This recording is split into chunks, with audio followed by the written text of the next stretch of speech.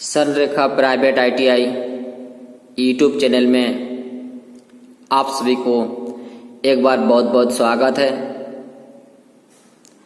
हम लोग बियरिंग के बारे में पढ़ चुके हैं। उसी में से एक बियरिंग हाउसिंग अक्सर हम लोग जब friction bearing, anti friction bearing जब पढ़ रहे थे तो शब्द हम लोग को बार बार मिल रहा था। ठीक क्या है? यानी घर्षण और घर्षण रोधी बियरिंग। बियरिंग दो प्रकार होता है। क्या क्या? एक घर्षण बियरिंग और एक घर्षण रोधी बियरिंग, जिसको बोलते हैं फ्रिक्शन बियरिंग और एंटी फ्रिक्शन बियरिंग। तो चलिए बियरिंग हाउसिंग एक जो शब्द है, इस शब्द को कैसे पूरा करता है? तो ये पढ़ते हैं हम लोग परिभाषा कि बियरिंग को जिस माध्यम के द्वारा पकड़ा जाता है उसे बियरिंग हाउसिंग कहते हैं। बिल्कुल समझ गए कि बियरिंग को जिस माध्यम के द्वारा पकड़ा जाता है उसे बियरिंग हाउसिंग कहते हैं। यानी हम लोग बियरिंग को किसी साधन में उसको पकड़ते हैं, किसी न किसी साधन में उसको पकड़ते हैं। तो पकड़ने जो पकड़ता है, जिस माध्यम से पकड़ते हैं, जिस औजार से पकड़ते हैं, मतलब जैसे ही पकड़ते हैं, तो यानी जिस माध्यम के द्वारा पकड़ते हैं बियरिंग हाउसिंग कहते हैं। यह दो पीस में होते हैं। एक नीचे वाला पीस बोल्ट नट की सहायता से अच्छी तरह से फिक्स कर दिया जाता है। यानी दो पार्ट होता है, ठीक है। और उसको क्या करते हैं हम लोग? नट व बोल्ट की सहायता से अच्छी तरह से उसको फिक्स कर दिया जाता है। मतलब उसको पूरी उसको वहां पर फिक्स कर देता है, मतलब उस जगह में बांध दिया जाता है। क्योंकि वही पीस शाफ्ट और लोड को सहारा देता है, ठीक है। उसमें जो पूरी क्या उस शाफ्ट, उसमें जो शाफ्ट पर भार पड़ता है, लोड पड़ता है, पूरी उसमें लोड पड़ता है। इसके दोनों ओर दो स्टड लगे होते हैं, जिसके सहायता से ऊपर वाला पीस नट लगाकर कसा जा सकता है।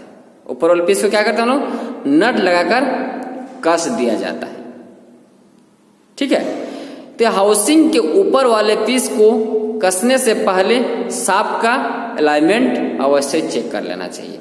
जब ऊपर वाला पीस को हम लोग फिट करेंगे तो उस समय बिल्कुल उसको क्या अलाइनमेंट चेक कर लेना चाहिए, ठीक है। जैसे कि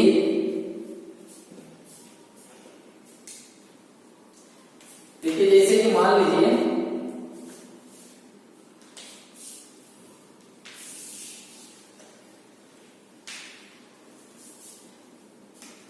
ये आपका बिल्कुल इस टाइप का बना हुआ रहा था, ठीक है।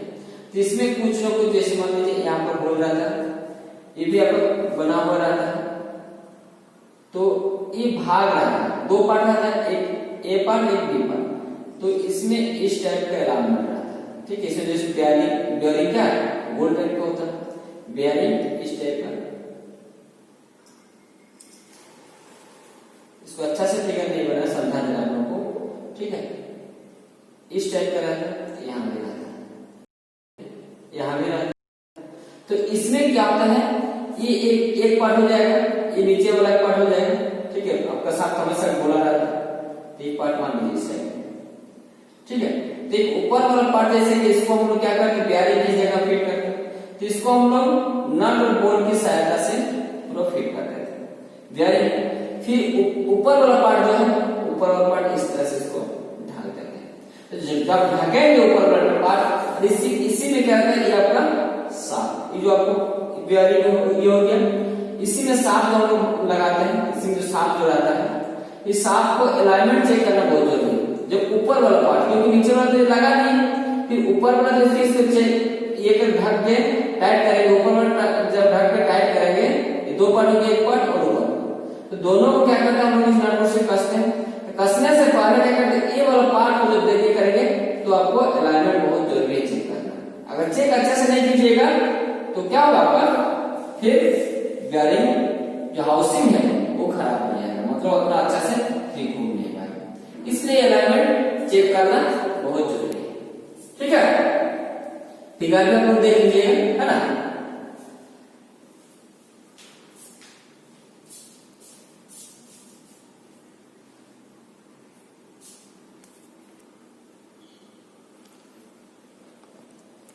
बेयरिंग फॉर बेंडिंग, ये बेंडिंग फॉर बेयरिंग।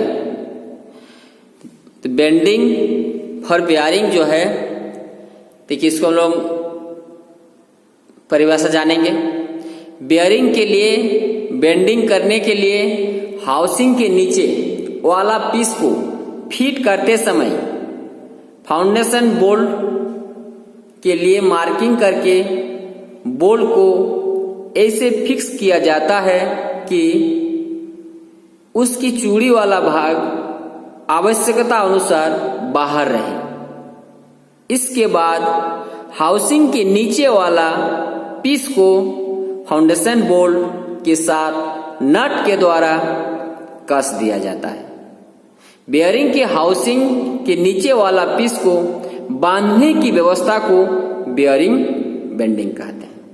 ठीक है, तो हम लोग जैसे कि कभी जब हम लोग किसी मशीन को किसी जमीन के फर्श पर गाड़ते हैं, जमीन के फर्श पर गाड़ते हैं, तो उस मशीन के बेस के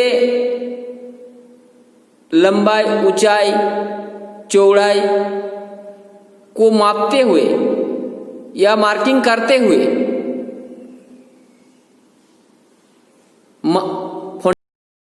रड को डाला जाता है।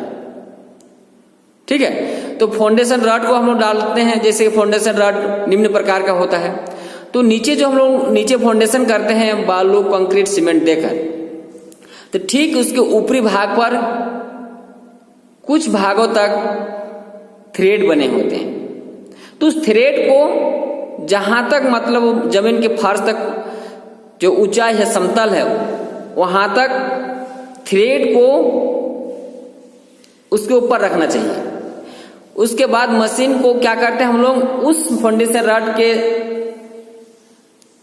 मार्किंग के अनुसार या मार्किंग की गई के अनुसार उसको हम लोग ठीक बैठाते हैं और बैठा कर उसको क्या करते हैं हम लोग नट के द्वारा उसको कस देते हैं।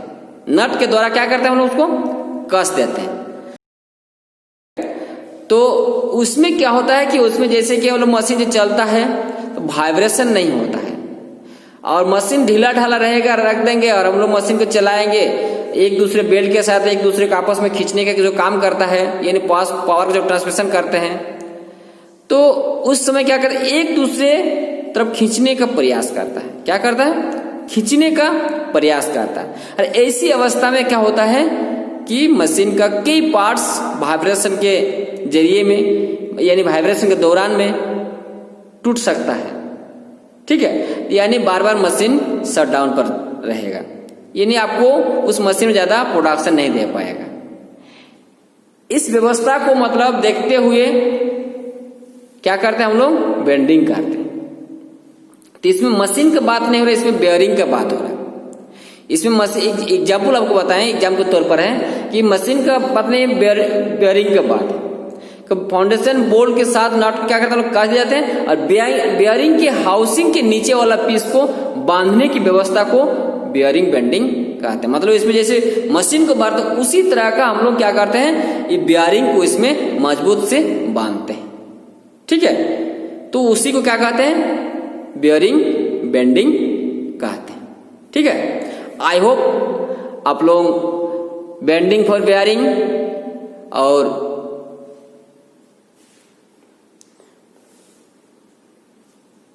बेयरिंग हाउसिंग के बारे में आप लोग समझ गए होंगे। धन्यवाद। चलिए पुनः हम लोग अगला वीडियो में मिलते हैं।